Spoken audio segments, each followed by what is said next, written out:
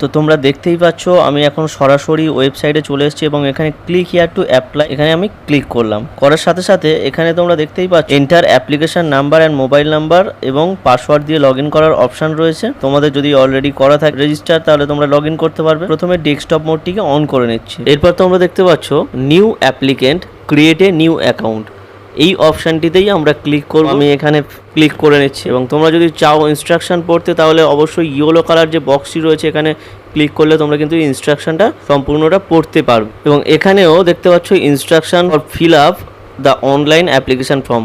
এই ফর্মটি fill up করার জন্য তোমার সমস্তটাই ডিটেলস এর মধ্যে রয়েছে, তোমরা এখানে পড়েও নিতে পারবে। I have read the instruction এখানে ক্লিক করলাম। করার পর দেখতে পাচ্ছ তোমাদের সামনে ফর্ম ওপেন হয়ে গেছে, যেখানে প্রথমে রয়েছে সিলেক্ট কোর্স টাইপ।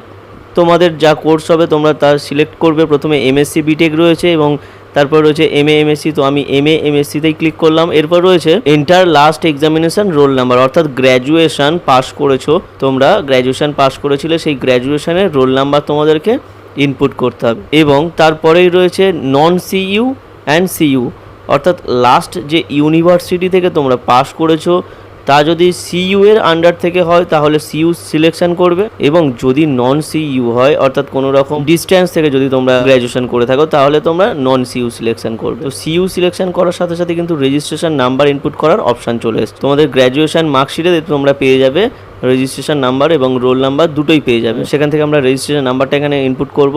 করার পর রয়েছে ফার্স্ট নেম অফ অ্যাপ্লিকেন্ট, অর্থাৎ আবেদনকারীর প্রথম নাম, তারপর মিডল নেম, তারপর লাস্ট নেম, এগুলো লিখতে হবে। লেখার পর রয়েছে ইমেল আইডি, যা অবশ্যই ভ্যালিড ইমেল আইডি হতে হবে। তারপর রয়েছে applicant mobile number, star marks যেগুলো রয়েছে অবশ্যই সেগুলো ফিল করা ম্যান্ডেটরি। পাসওয়ার্ড অপশন রয়েছে, পাসওয়ার্ড তোমরা তোমাদের মতো সাজিয়ে নেবে। এক্সাম্পল হিসেবে আমি ডেস্কটপ স্ক্রিনে পাসওয়ার্ডের একটি এক্সাম্পল দিয়ে রাখছি। যদি ভিডিওটি কোনো জায়গায় বুঝতে অসুবিধা হয় আমাকে অবশ্যই কমেন্ট করো, আমি চেষ্টা করবো তোমাদের তাড়াতাড়ি সলিউশন দেওয়ার। পাসওয়ার্ড এবং কনফার্ম পাসওয়ার্ড দেওয়ার ক্যাপচা কোড ইনপুট করার পর I agree the terms condition box একটি রয়েছে, এই বক্সে টিক মার্ক করতে হবে। করার পর অ্যাপ্লাইতে ক্লিক করতে হবে, করলেই কিন্তু তোমার রেজিস্ট্রেশন সাকসেসফুল হবে। হ্যাঁ, এখানে অ্যাপ্লাই করার সাথে সাথে কিন্তু তোমাদের মোবাইল বা ইমেলে একটি ওটিপি চলে আসবে, যা তোমাদেরকে ইনপুট করতে হবে এবং সাবমিট বাটনে ক্লিক করতে হবে। দেখতে পাচ্ছ অ্যাপ্লিকেশন ফর্ম ওপেন হয়ে গেছে। এখানে প্রথমে রয়েছে পার্সোনাল ইনফরমেশন, যা নাম এবং নামের ডিটেলস এখানের মধ্যে রয়েছে। এরপর রয়েছে ইয়োর ফটো ইমেজ, অর্থাৎ তোমাদের ছবি, যা কিন্তু 50 কেবির মধ্যে থাকতে হবে এবং অবশ্যই হোয়াইট ব্যাকগ্রাউন্ড করতে হবে। তো দেখা যাচ্ছে অনেকের পাসপোর্ট সাইজ ছবি রয়েছে কিন্তু হোয়াইট ব্যাকগ্রাউন্ড নেই, সেক্ষেত্রে তোমরা কি করবে, খুব সহজেই তোমরা মোবাইল দিয়ে করতে পারবে। আই বাটনে তার ভিডিও দিয়ে রেখেছি, তোমরা বাটন থেকে তোমরা চেক আউট করে নিতে পারো। এরপর তোমাদের ডিটেলস এগুলো ফিল করতে হবে, যেগুলো অবশ্যই স্টার মার্কস রয়েছে অবশ্যই ফিল করতেই হবে। Mother's occupation, father's mobile number, father's occupation, whether BPL, income রয়েছে per month, date of birth রয়েছে, ডে মান্থ ইয়ার, জেন্ডার রয়েছে, ন্যাশনালিটি যা অলরেডি সিলেক্টেড রয়েছে, রিলিজিয়ান তোমার ধর্ম, ক্যাটাগরি তুমি কোন কাস্টের মধ্যে পড়ছো, জেনারেল, এসসি এসটি ওবিসি এখান থেকে সিলেক্ট করতে হবে। তারপর রয়েছে ডোমিসাইল অফ ডাব্লিউবি, অর্থাৎ তুমি কি ওয়েস্ট বেঙ্গলের বাসিন্দা, এখানে কিন্তু অবশ্যই ইয়েস মেরে দেবে যদি তোমরা ওয়েস্ট বেঙ্গলের বাসিন্দা হও। লোকালিটি রুরাল না আরবান, শহরাঞ্চল বা গ্রামাঞ্চল, শহরাঞ্চল হলে আরবান, গ্রামাঞ্চল হলে রুরাল।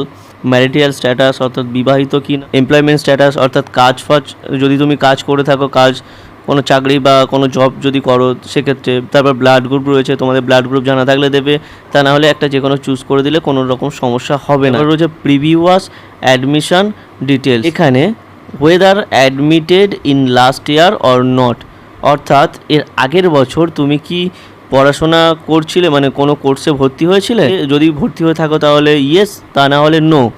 সাপোজ কেউ হয়তো 2020 সালে গ্র্যাজুয়েশন কমপ্লিট করার পর এখন তার মনে হয়েছে সে এমএ বা পোস্ট গ্র্যাজুয়েশনে অ্যাডমিশান হবে, সেক্ষেত্রে কিন্তু সে এখানে নো লিখবে।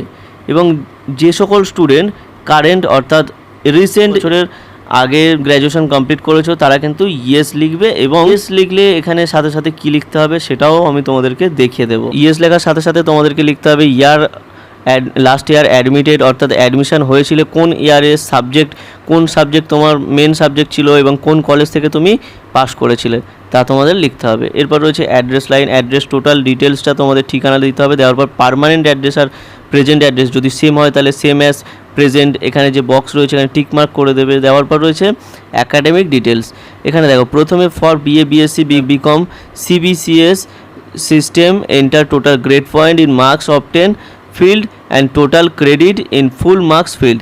দেখো এখানে আমি বলে রাখি, প্রথমে রয়েছে সেকেন্ডারি, তারপর হায়ার সেকেন্ডারি, তারপর গ্র্যাজুয়েশান।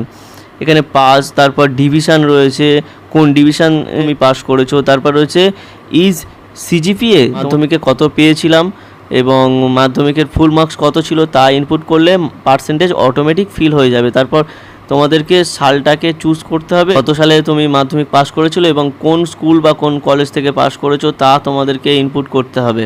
এরপর আমরা চলে যাব হায়ার সেকেন্ডারি এডুকেশান অর্থাৎ উচ্চ মাধ্যমিক। উচ্চ মাধ্যমিকেরও same process, obtain of marks অর্থাৎ তুমি কত পেয়েছিলে তা তোমাকে ইনপুট করতে হবে। তারপর হচ্ছে ফুল মার্কস, তো তোমাদের কত নম্বরের পরীক্ষা ইনপুট করতে হবে। করার সাথে সাথে কিন্তু পার্সেন্টেজটা অটোফিল হয়ে যাবে। এরপর বিএ বা গ্র্যাজুয়েশন, এখন কিন্তু সিজিপিএ সিস্টেমটা অ্যাভেলেবেল অর্থাৎ সিজিপিএ সিস্টেম রয়েছে।